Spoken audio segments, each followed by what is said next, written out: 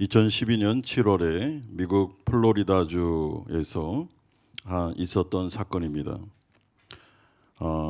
홀랜데일 비치라는 곳에서 21살의 토마스 로페즈라는 청년이 해양 구조대원으로 일하고 있었습니다. 그런데 바로 그 어느 날 그가 지키던 관할 구역 이외에 한 약 450m 정도 떨어진 곳에서 한 피서객이 물에 빠져 익사하는 사고가 벌어졌고, 이에 비명을 지르는 소리가 그의 귀에 들리게 됩니다. 이로 인해 로페즈는 1초의 망설임도 없이 바다를 향해 달려갔고, 물에 빠진 남성을 무사히 구해낸 다음에 응급조치를 잘 취해서 목숨을 구하게 됩니다.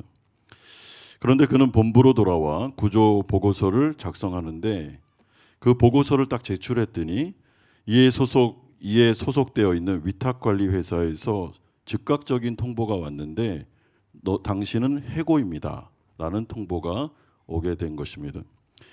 왜냐하면 회사 규정상 관할구역 이외에서 사고가 발생하면 어떻게 되냐면 그 매뉴얼이 911에 신고만 하고 기다려야 되는데, 관할구역을 벗어나서 인명구조를 했기 때문에 회사의 규정을 어겼기 때문에 당신은 해고입니다라는 통보를 받은 것입니다. 그러니까 규정을 지키는 것이 죽어가는 한 사람을 구하는 것보다 더 우선되는 게 이 회사의 어떻게 보면 그 임직원들이나 관리자의 마음이었고 태도였죠.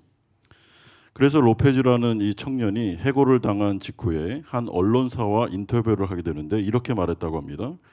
사람이 물에 빠져 죽어가고 있는데 내 관할 구역이 아니라고 보고만 있으란 말입니까? 저는 저의 일자리나 회사 규정보다 한 사람의 생명이 훨씬 더 중요하다고 생각합니다. 나는 비록 해고되지만 부끄럽지 않고 후회하지 않습니다 라고 인터뷰를 했다고 합니다. 그런 다음에 이 사실이 언론에 보도되니까 회사를 향한 비난이 엄청나게 쏟아졌고, 함께 일했던 동료 요원들도 생명을 구한 사람을 해고하는 회사에서는 더 이상 일할 수 없다라고 하면서 집단적으로 사표를 내는 일이 벌어지게 됩니다. 그러므로 그 회사가 뒤늦게 이 부분을 후회하고 로페즈에게 다시 들어와 달라라는 이야기를 했는데, 로페즈가 단호하게 거절을 하게 됩니다.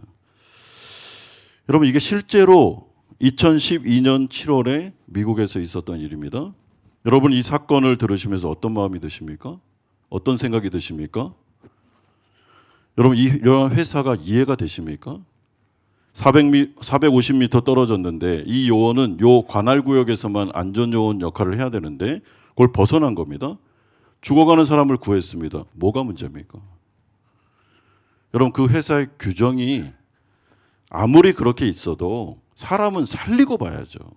여러분, 이게 당연한 거 아니겠습니까?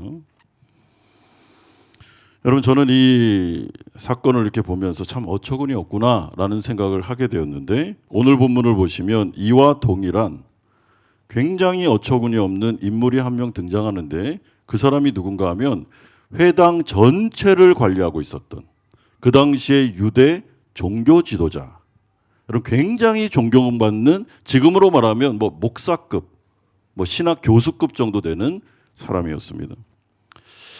여러분, 우리가 계속해서 누가복음 12장부터 이제 13장 이렇게 계속 살펴보고 있는데, 성경을 보실 때 제가 늘 말씀드리는 것처럼 문맥을 잘 보셔야 됩니다. 여러분, 문맥을 떠나서 성경을 해석하면 은혜스러운 수는 있지만은 문예적인 해석은 할 수가 없는 것이죠.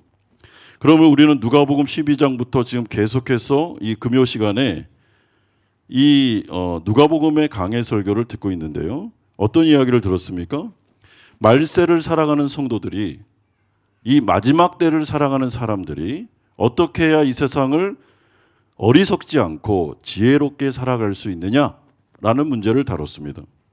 그러므로 예수님은 한 어리석은 부자의 비유를 통해서 이런 식으로는 살면 안 된다, 이거 굉장히 어리석은 거다라고 하면서 이 사람이 재물에 몰입해서 하나님의 나라와 구원에는 전혀 관심도 없고 그냥 이 세상에 돈 버는 일에, 돈을 축적하는 일에만 모든 것을 다 투자하면서 사는 이런 삶에 대하여 이건 어리석은 인생이니까 본받으면 안 된다라고 말씀하셨죠.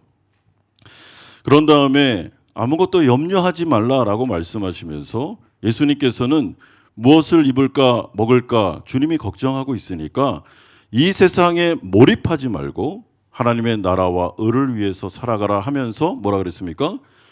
구제를 하는 부분, 가난한 사람들을 구하고 이 세상에 죽어가는 영혼들의 관심을 두는 일이 중요함을 말씀하셨습니다. 그리고 그 다음에 회심과 회개에 대한 중요성을 우리 지난주입니까? 지지난주입니까? 예, 지난주에 살펴본 것 같습니다. 가나안 교회가 언제 왔죠?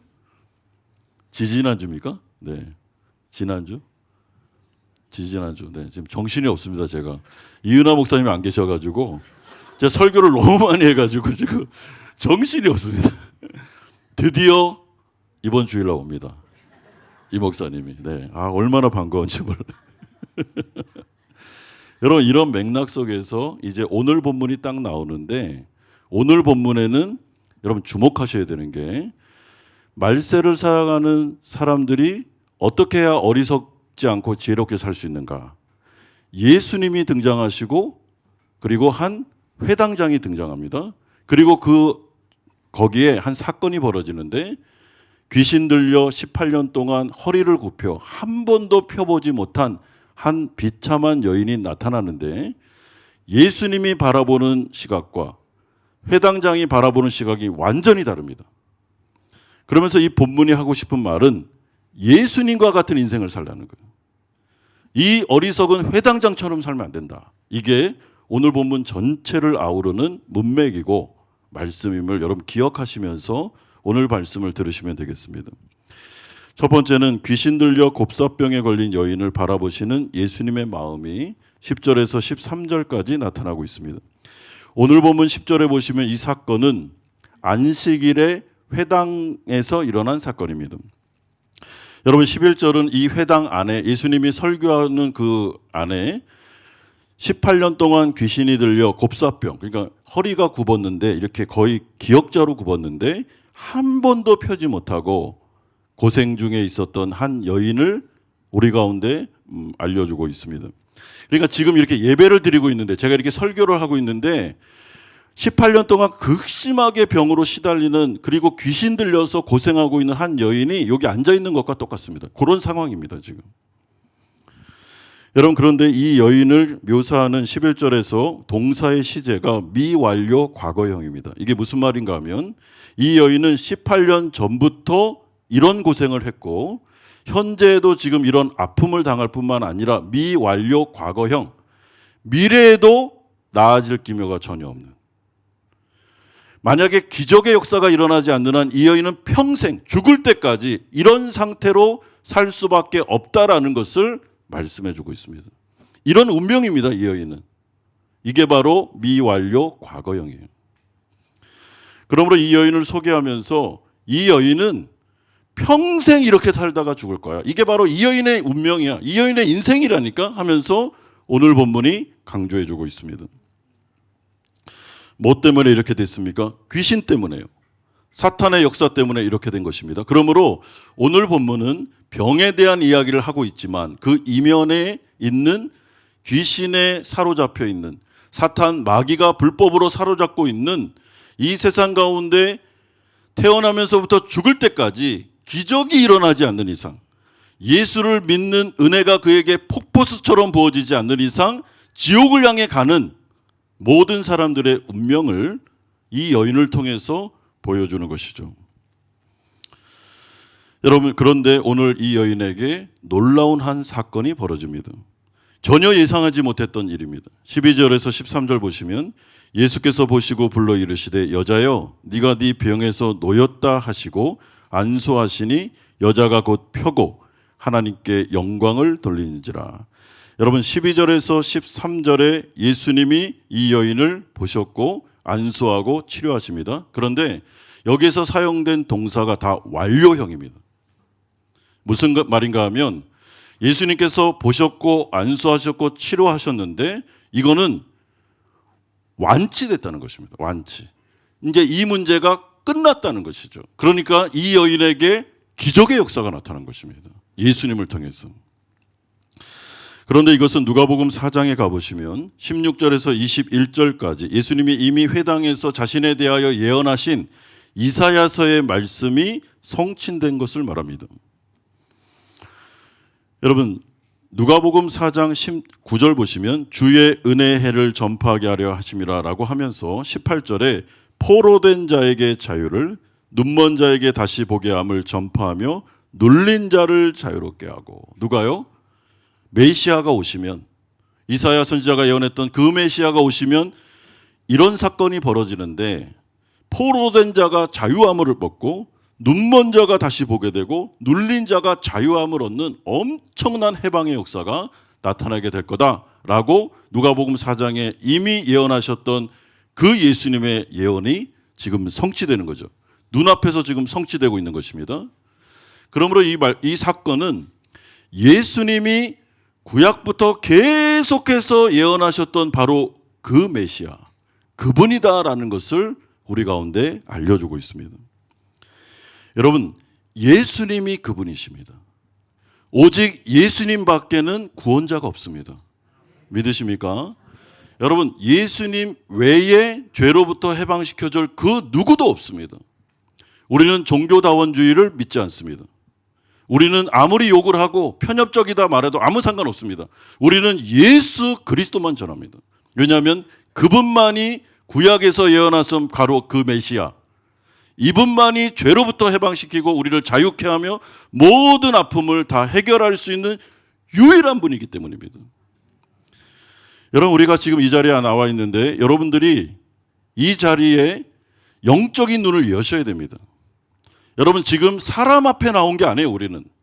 우리는 하늘 보좌에 앉아 계시는 예수 그리스도, 만왕의 왕이신, 우리 아까 찬양했던 당신은 영광의 왕, 그분 앞에 나와 있는 것입니다.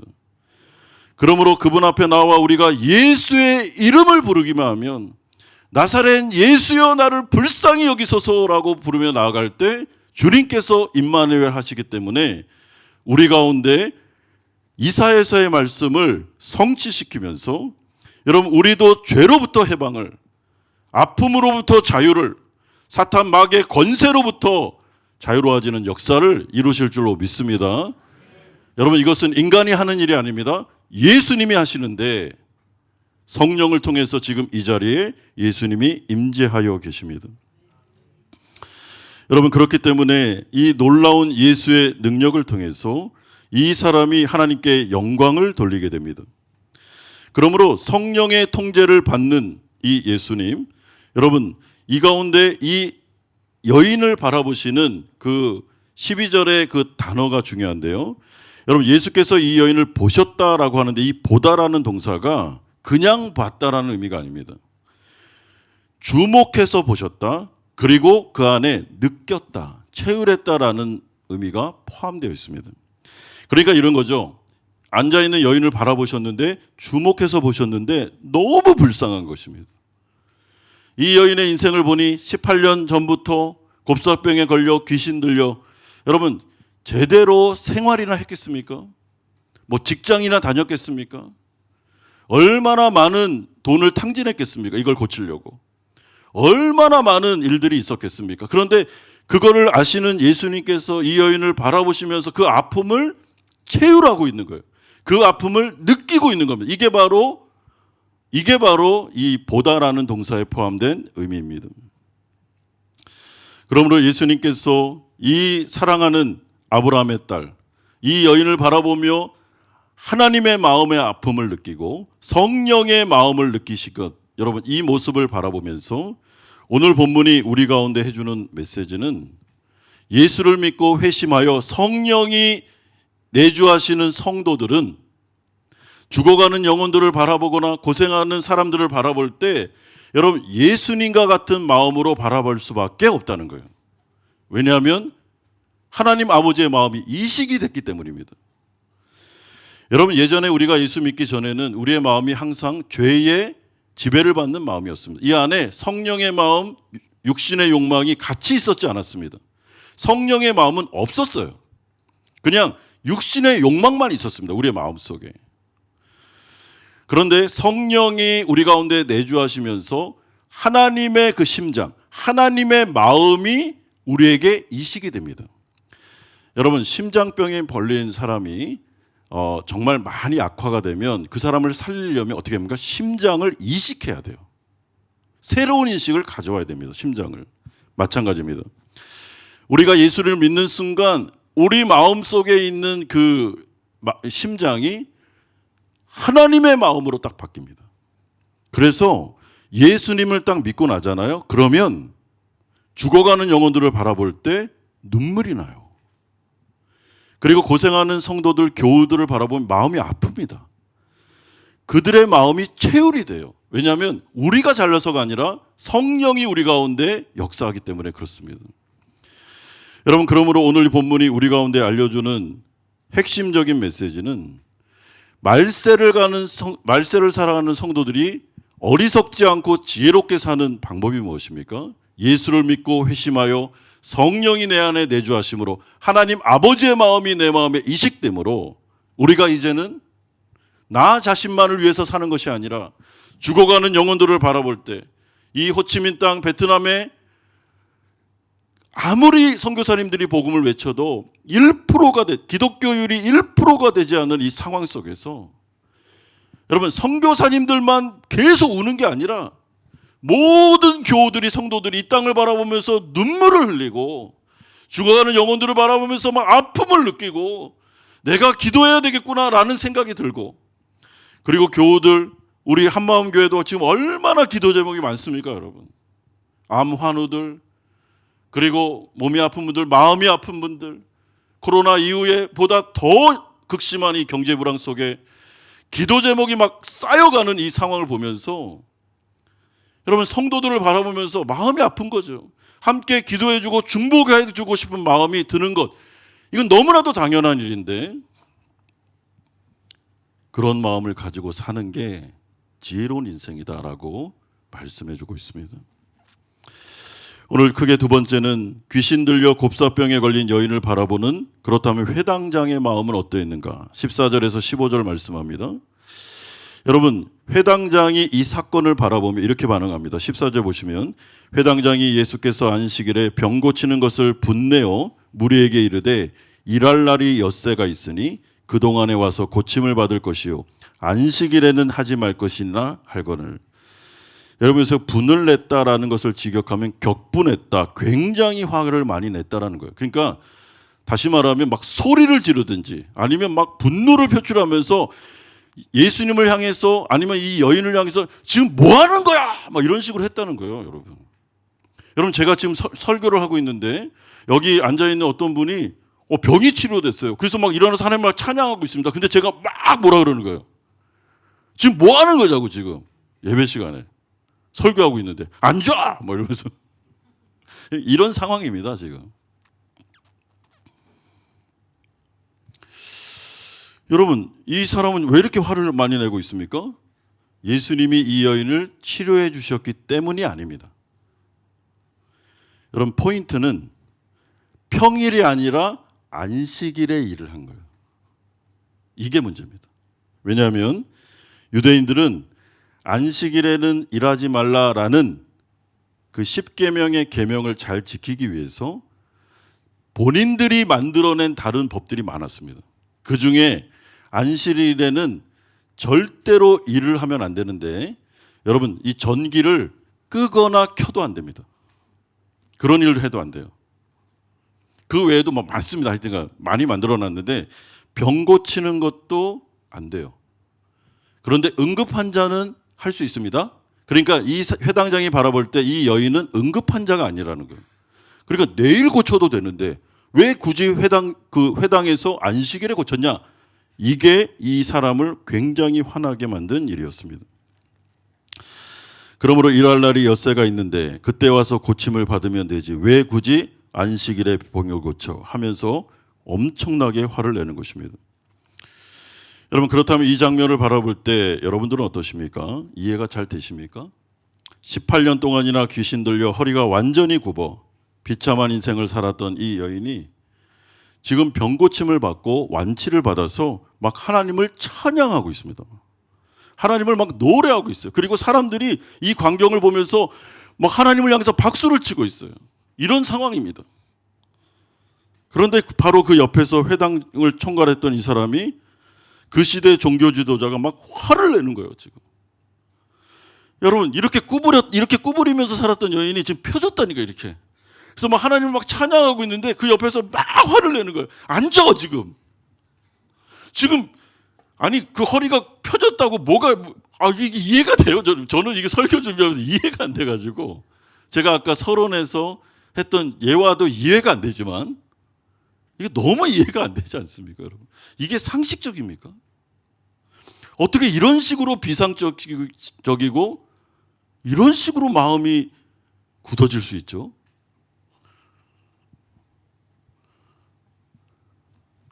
여러분, 이 광경을 회당장이 막 소리치고 화내면서 지금 뭐 하는 거야? 안식일에 말이야, 이런 병 고치는 게 어디 있어? 하면서 막 이런 모습을 사람들이 지금 바라보고 있을 때 어떤 마음이 들었을까요? 저 회당장 왜 저래? 그런데 재밌는 게 뭐냐면 회당장이 이렇게 격분하는 모습을 보면서 거기에 앉아 있었던 회중이 두 부류로 갈라졌습니다. 한 부류는 회당장을 옹호했어요. 당연하지. 무슨 안식일에 병을 고쳐? 아무리 18년 동안 귀신 들리고 그리고 곱사병에 걸렸다 할지라도 왜 지금 고쳐? 내일 고치지. 이런 사람이 반 정도 됐어요. 근데 대부분이 종교 지도자들이었습니다. 반 정도는 이 광경을 바라보며 하나님을 찬양했습니다. 하나님을 노래했습니다. 여러분, 그렇다면 지금 우리는 어느 편에 서 있습니까? 여러분, 우리는 어느 편에 서 있어요? 오늘 본문을 보시면 회장당은 이 사람을 바라보면서 18년 동안이나 귀신 들렸고 허리가 완전히 구부러져 고생한 이 여인이 하루 정도 더 고생하면 뭐가 문제야? 라는 식으로 이 문제를 바라보고 있습니다. 아니, 여태까지 18년 동안 고생했는데 아니 하루 정도 못 참아? 이런 겁니다, 여러분. 정말 마음이 아프지 않습니까? 슬프지 않습니까, 여러분? 네, 내일 고칠 수 있죠. 그러나 예수님, 이 여인을 바라보는 예수님의 마음과 이 지금 회당장의 마음을 한번 비교해 보라니까요. 내일 고치면 되지 뭐. 아니, 너 하루 정도 더 고생해도 되잖아. 아니, 여태까지 18년 동안 고생했는데 뭐가 문제냐? 여러분, 이게 말이 됩니까? 그러므로 우리가 이 사건을 통하여 이 회당장의 마음을 엿볼 수 있습니다.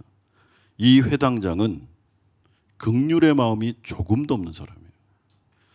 영혼을 바라보면서 아픔이 전혀 없어요. 냉혈 인간입니다. 자, 그렇다면 이 사람은 왜 이렇게 되었을까? 예수님은 15절을 통해서 이 사람이 지금 이렇게 된 상황을 진단하십니다. 외식하는 자들아. 이게 무슨 말일까요?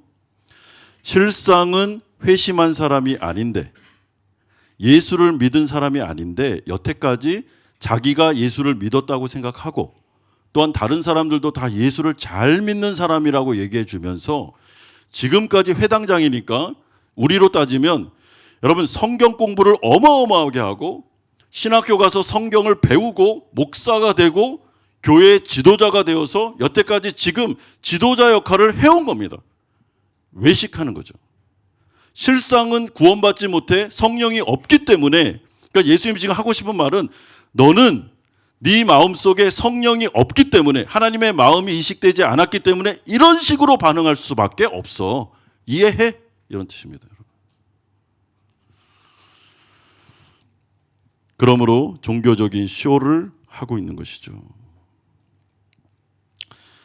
여러분, 이들은 종교적인 기득권과 종교적인 카르텔을 이용해서 고아와 과부와 같은 가난한 자들의 재산을 탐하는 강도들이었습니다. 이게 바로 이들의 실체였어요.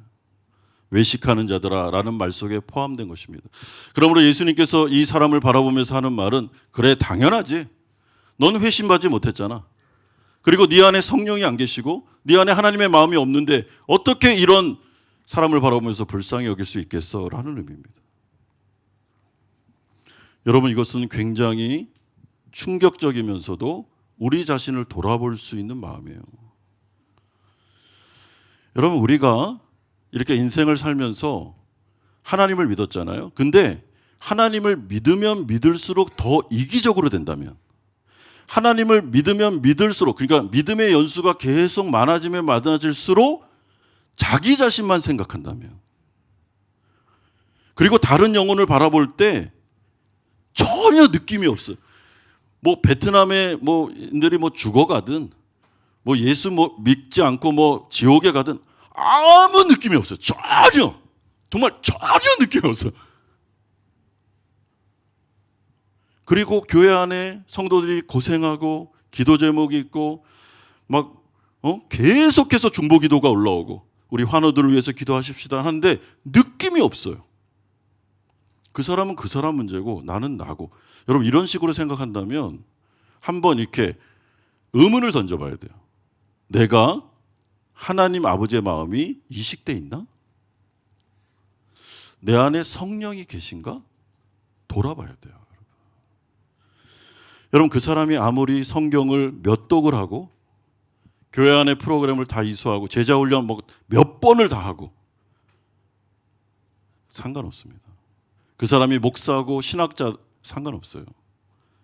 여러분, 그 마음 속에 다른 영혼을 향한 긍휼의 마음이 전혀 없다면 뭐가 문제가 있는 거죠.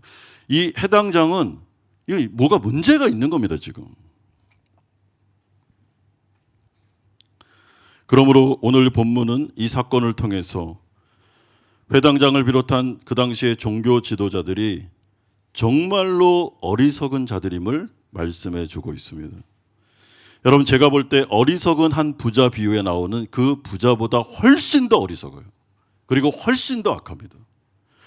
왜냐하면 어리석은 그 한 부자는 예수님을 교회에 나왔는지 안 나온지 얘기가 안 나오잖아요. 근데 이 사람들은 지금 우리로 따지면 교회를 어렸을 때부터 다녔다고요. 성경을 몇 번을 지금 통독했다고요. 교회에서 살았어요. 교회에서 살았습니다. 교회 지도자들입니다. 설교를 하고 있는 사람이에요.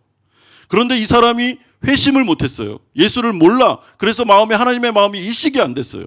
그렇게 인생을 살아가고 있습니다. 영적인 관점으로 보면 예수님이 바라볼 때 가장 불쌍한 사람, 가장 불쌍한 사람. 가장 불쌍한 사람. 왜요? 이 사람은 나중에 지옥에 갈 거기 때문에.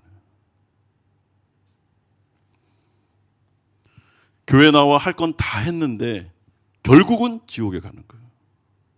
그러므로 오늘 본문이 우리 가운데 말씀하는 것은 이렇게 살지 말라는 거죠. 그러므로 마지막 세 번째로 이 회당장을 향하여 예수님이 탄식하는 모습이 15절에서 17절에 나타납니다. 여러분, 15절에서 16절은 예수님의 탄식입니다. 주께서 대답하여 이르시되 외식하는 자들아, 너희가 각각 안식일에 자기의 소나 나귀를 외양간에서 풀어내어 이끌고 가서 물을 먹이지 아니하느냐?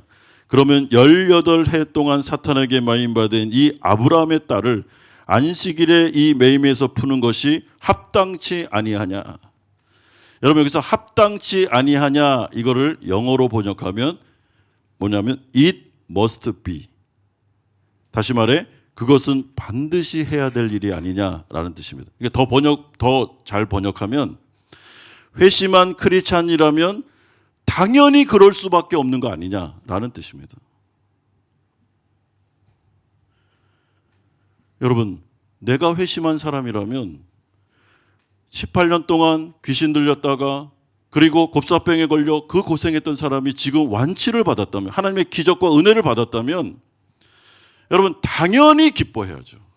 당연히 감사해야 되는 거 아니겠습니까? 근데 이거를 바라보면서 이런 식으로 대한다고 굉장히 예수님께서 탄식하는 모습을 보이고 있는 것입니다. It must be.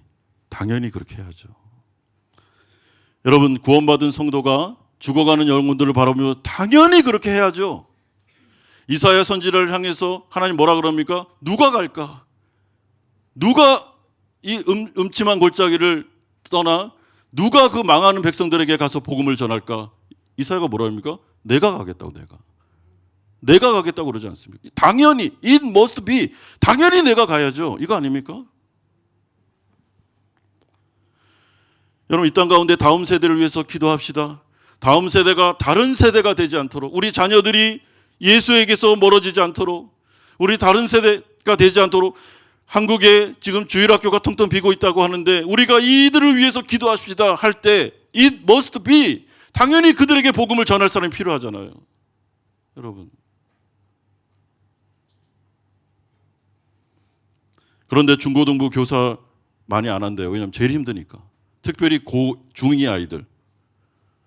여러분 그 레전드 중2 아이들. 거기는 안 맞는데. 너무 힘드니까. 왜냐하면 카톡 보내면 어떻게 합니까? 답이 안 와요. 예. 그냥 딱 씹어버립니다. 배반감, 거절감. 너무 힘들잖아요. 어떤 아이는 점만 딱 하나 찍는데요. 이게 뭔 뜻이야? 이게 그 아이의 마음의 표현이라는데 뭔지를 잘 모르잖아요. 얼마나 힘듭니까, 여러분? 여러분, 선교사님들이 사역하는 게 쉽지 않습니다. 외롭습니다. 그리고 열매가 나타나지 않아요, 잘. 얼마나 힘든지 몰라요. 그런데 it must be 가는 거예요.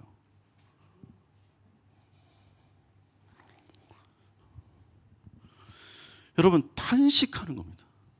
영혼들을 바라면서 불쌍히 여기는 거예요. 왜?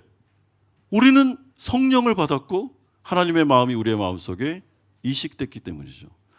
그런 식으로 인생을 사는 사람이 지혜로운 사람이라는 거예요.